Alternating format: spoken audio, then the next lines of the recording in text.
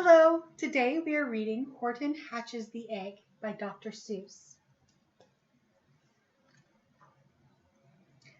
Sighed Maisie, a lazy bird hatching an egg. I'm tired and I'm bored and I've kinks in my leg from just sitting here day after day. It's work, how I hate it. I'd much rather play. I'd take a vacation, fly off for a rest, if I could find someone to stay on my nest. If I could find someone, I'd fly away free. Then Horton, the elephant, passed by her tree. Hello, called the lazy bird, smiling her best. You've nothing to do, and I do need a rest. Would you like to sit on the egg in my nest? The elephant laughed. Why, of all silly things, I haven't feathers and I haven't wings. Me on your egg? Why, that doesn't make sense. Your egg is so small, man, and I'm so immense. Tut, tut, answered Maisie. I know you're not small, but I'm sure you can do it. No trouble at all. But just sit on it softly. You're gentle and kind. Come, be a good fellow. I know you won't mind. I can't, said the elephant. Please, begged the bird. I won't be gone long, sir. I give you my word. I'll hurry right back. Well, I'll never be missed. Very well, said the elephant, since you insist. You want a vacation? Go fly off and take it. I'll sit on your egg, and I'll try not to break it. I'll stay and be faithful. I mean what I say. Toodaloo, sang out Maisie and fluttered away. First thing to do, murmured Horton. Let's see. The first thing to do is to prop up this tree and make it much stronger. That has to be done. Before I get on it, I must weigh a ton. Then carefully, tenderly, gently he crept up the trunk to the nest where the little egg slept. Then Horton the elephant smiled. Now that's that.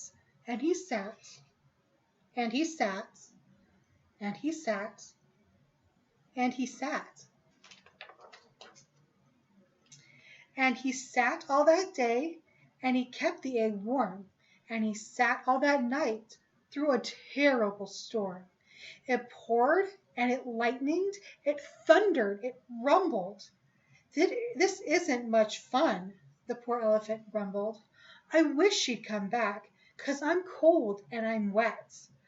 I hope that Maisie bird doesn't forget. But Maisie, by this time, was far beyond reach, enjoying the sunshine way off in Palm Beach, and having such fun, such a wonderful rest, decided she'd never go back to her nest. So Horton kept sitting there, day after day, and soon it was autumn, the leaves blew away, and then came the winter, the snow and the sleet, and icicles hung from his trunk and his feet. But Horton kept sitting, and said with a sneeze, Shoo! I'll stay on this egg, and I won't let it freeze. I meant what I said, and I said what I meant, an elephant faithful, 100%. So poor Horton sat there the whole winter through. Then came the springtime with trouble anew. His friends gathered round, and they shouted with glee, Look at Horton the elephant up in the tree. They taunted, they teased him, they yelled out, how absurd. Old Horton the elephant thinks he's a bird. They laughed and they laughed, then they all ran away, and Horton was lonely. He wanted to play, but he sat on the egg and continued to say, I meant what I said, and I said what I meant. An elephant's faithful, 100%. No matter what happens, this egg must be tended. But poor Horton's troubles were far, far from ended. For while Horton sat there, so faithful, so kind, 3 hunters came sneaking up softly behind. He heard the men's footsteps. He turned with a start. 3 rifles were aiming right straight at his heart. Did he run? He did not. Horton stayed on that nest. He held his head high and he threw out his chest. He looked at the hunters as much as to say, "Shoot if you must, but I won't run away. I meant what I said, and I said what I meant. An elephant's faithful, 100%." But the men didn't shoot, much to Horton's surprise. They stared, they dropped their 3 guns, and they stared with wide eyes. "Look!" they all shouted. "Can such a thing be? An elephant sitting on top of a tree! It's strange, it's amazing, it's wonderful new. Don't shoot him, we'll catch him, that's just what we'll do. Let's take him a while he's terribly funny, or take him alive. Why, he's terribly funny. We'll sell him back home to a circus for money." And the first thing he knew, they had built a big wagon with ropes on the front for the pullers to drag on. They dug up his tree and they put it inside, with Horton so sad that he practically cried. "We're off!" the men shouted, and off they all went, with Horton unhappy, 100%.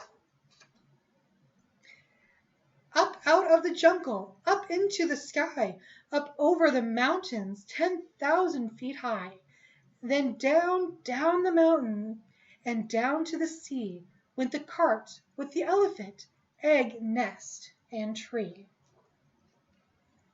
Then out of the wagon and on to a ship, out over the ocean, and ooh, what a trip! Rolling and tossing and splashed with the spray, and Horton said day after day after day, "I meant what I said, and I said what I meant. But oh, I am seasick, 100%. After bobbing around for 2 weeks like a cork, they landed at last in the town of New York. "All ashore!" the men shouted, and down with a lurch went Horton the elephant, still on his perch, tied onto a board that could scarcely hold him. Bump! Horton landed, and then the men sold him.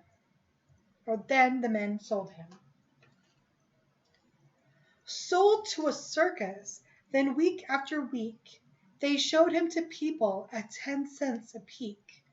They took him to Boston, to Kalamazoo, Chicago, Weehawken, and Washington too, to Dayton, Ohio, St. Paul, Minnesota, to Wichita, Kansas, to Drake, North Dakota, and everywhere thousands of folks flocked to see and laugh at the elephant up in a tree.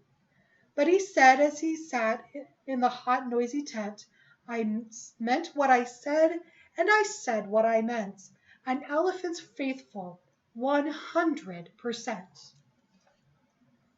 Then, one day, the circus happened to reach a town way down south, not so far from Palm Beach, and dawdling along way up in the sky, who, of all people, should chance to fly by, but that old good-for-nothing bird, Runaway Maisie, still on vacation and still just as lazy. And spying the flags and the tents just below, she sang out, "What fun! Why, I'll go to the show." and she swooped from the clouds through an open tent door. Good gracious, gasped Maisie. I've seen you before. Poor Horton looked up with his face white as chalk. He started to speak, but before he could talk, there rang out the noisiest, ear-splitting squeaks from the egg that he sat on for 51 weeks. A thumping, a bumping, a wild live scratching. My egg! Shouted Horton. My egg! Why, it's hatching! But it's mine! Screamed the bird when she heard the egg crack. The work was all done. Now she wanted it back. It's my egg, she sputtered. You stole it from me. Get off of my nest and get out of my tree. Poor Horton backed down with a sad, heavy heart. But at that very instant the egg burst apart, and out of the pieces of red and white shell, from the egg he had sat on so long and so well, Horton the elephant saw something whiz. It had ears and a tail and a trunk just like his. And the people came shouting, "What's all this about?" They looked and they stared with their eyes popping out. Then they cheered and they cheered and they cheered more and more. They'd never seen anything like it before. My goodness, my gracious, they shouted. My word, it's something brand new. It's an elephant bird. And it should be, it should be, it should be like him. Because Horton was faithful. He sat and he sat. He meant what he said, and he said what he meant. And they sent him home happy 100%. And that is Horton Hatches the Egg. I love Dr. Seuss, and I hope you do too. And I really hope that I can find some others of his books to read for you. Have a great day. Bye.